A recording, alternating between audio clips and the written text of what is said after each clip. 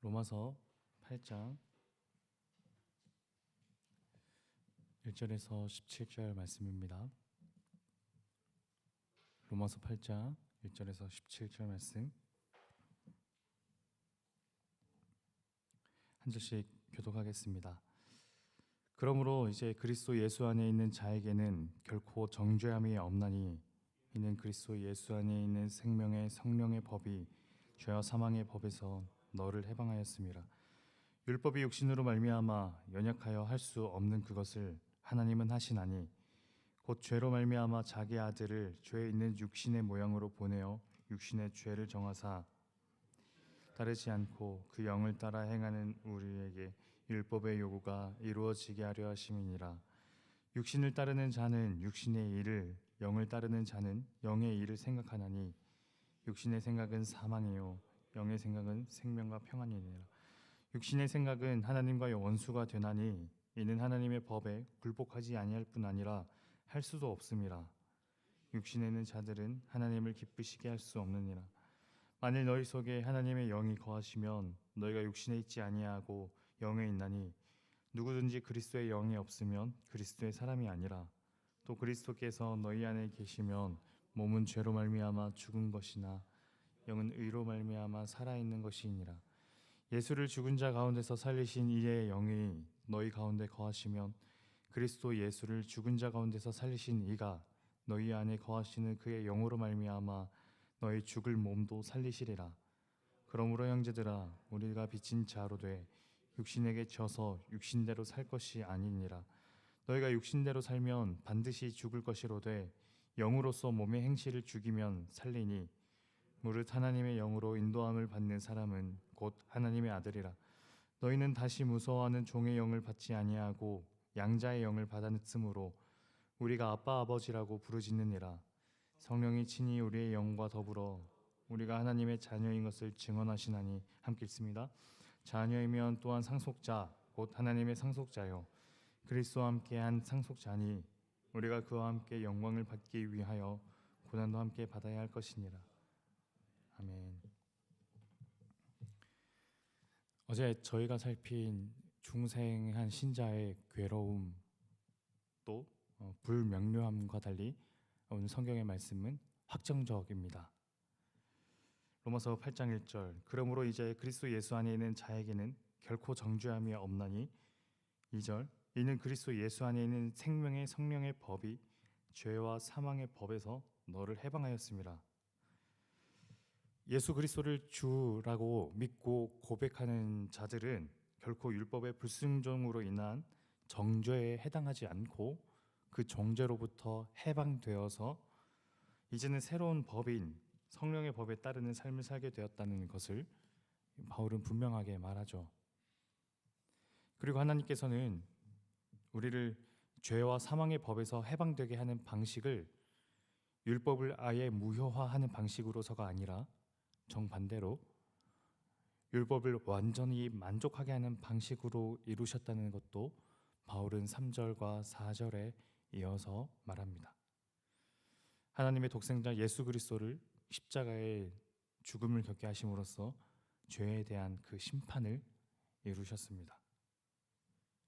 그러니 우리가 더 이상 정죄를 받지 않은 이유는 우리가 율법의 모든 계명을 완전하게 지킬 수 있는 존재가 되었다기보다 예수 그리스도의 십자가가 우리 대신 그 모든 정죄를 짊어지셨고 또 죽음으로써 그것을 해결하셨기 때문입니다.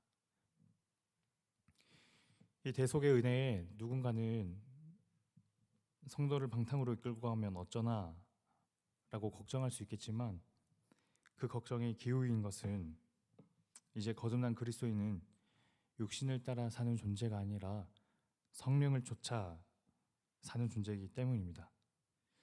여기서 육신이라는 표현은 단순히 몸을 의미한다기보다 우리 몸의 본성이라는 것을 의미한다기보다 우리의 몸의 세력, 주도권적인 차원으로 이해하는 것이 더 옳습니다. 그러니까 우리 몸의 주도권, 우리 몸의 세력을 잡고 있는 분이 누군가라는 거죠.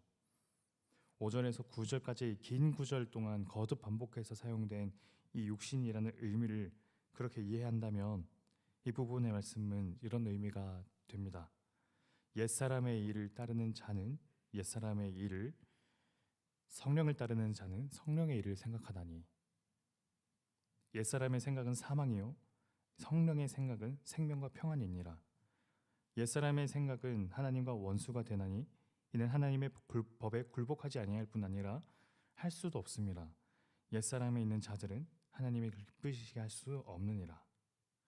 만일 너희 속에 하나님의 영이 거하시면 너희가 옛사람에 있지 아니하고 성령에 있나니 누구든지 그리스도의 영이 없으면 그리스도의 사람이 아니니라.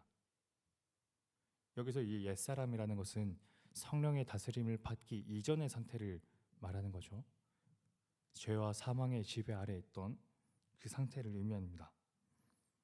그러므로 그 옛사람에 속한 우리였다면 우리는 그 옛사람의 그 죄와 이 사망의 지배 아래 놓여 그 육신의 일을 계속 생각하게 되고, 그리고 그 생각의 끝은 사망이겠지만 또한 그 생각은 하나님과 원수가 되겠지만, 그러나 이제 너희는 성령에 속한 사람이므로 이 성령에 따르는 생각과 행동이 마음속에서 나올 것이다 라는 것을 말하고 있는 거죠.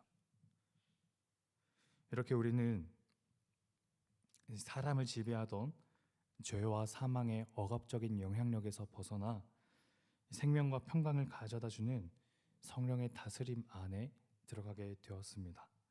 나아가 바울은 그 상태에 대해 이렇게까지 말하죠. 8장 15절 16절 너희는 다시 무서워하는 종의 영을 받지 아니하고 양자의 영을 받았으므로 우리가 아빠 아버지라고 부르짖느니라. 우리 16절 말씀을 다 같이 한번 읽겠습니다. 성령이 친히 우리의 영과 더불어 우리가 하나님의 자녀인 것을 증언하시나니. 잘 아시겠지만 성령의 중요한 역할 중 하나가 바로 이 대목에서 등장하죠. 성령은 우리 안에 내주하심으로써 우리를 이 하나님을 아빠 아버지라고 부를 수 있도록 고백하게 만드는 그 역할을 하십니다. 하나님을 아빠 아버지라고 부를 수 있게 된 건 그 전에 하나님을 아빠 아버지라고 부를 수 있던 분은 오직 예수 그리스도가 유일을 하셨죠. 잘 아시듯이 유대인들은 그 하나님의 이름을 히브리어로 적는 것조차 두려워하고 몸을 정결하게 한 끝에 간신히 그 여호와라는 그 단어를 자음으로만 된 단어로 적었으니까요. 그처럼 하나님에 대해 유대인들의 생각은 멀리 우리와는 너무나 다른 그런 분으로만 생각했는데, 예수님께서 하나님을 아빠 아버지라는 이 친밀한 관계성으로 표현하셨습니다.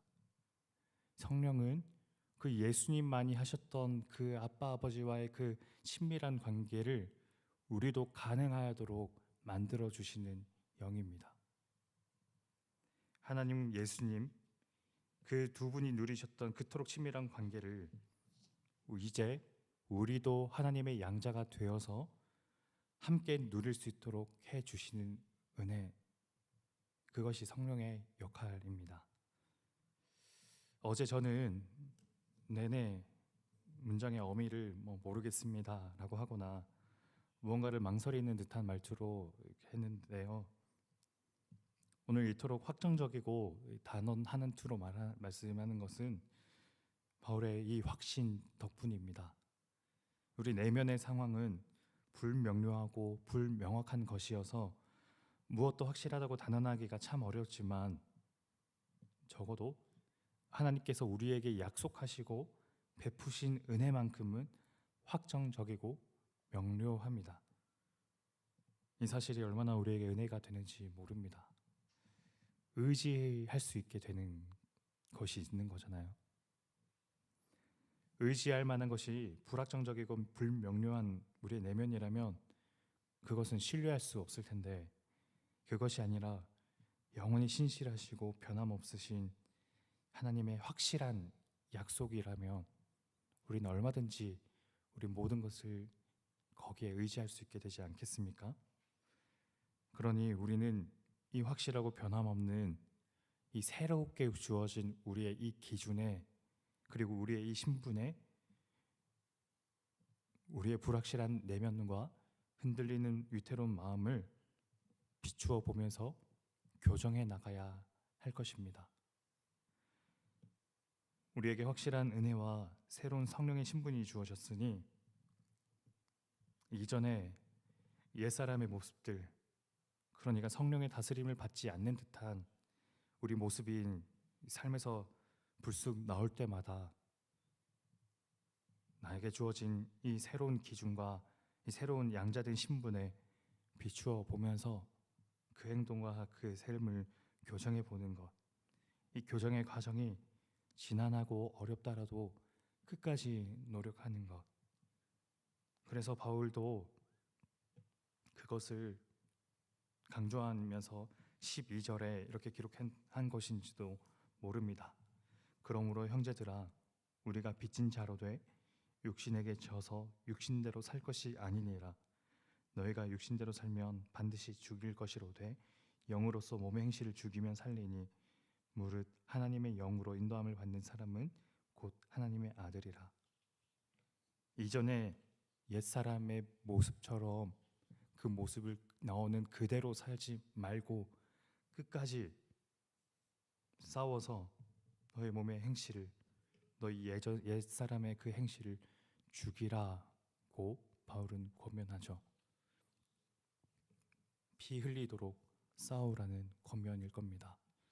우리가 이 싸움을 계속해서 나아가는 저희 거룩한 우리 수지예본 교회 성도님들 되시길 소망합니다. 기도하겠습니다. 하나님, 이제는 새롭고 확실한 기준과 신분이 성령을 통해 우리에게 주어졌습니다. 새롭게 우리가 하나님께 양자된 존재가 되었는데, 그런데도 여전히 저희의 행실과 저희 마음에서는 이 옛사람의 본성들이 불쑥 튀어나올 때가 있습니다.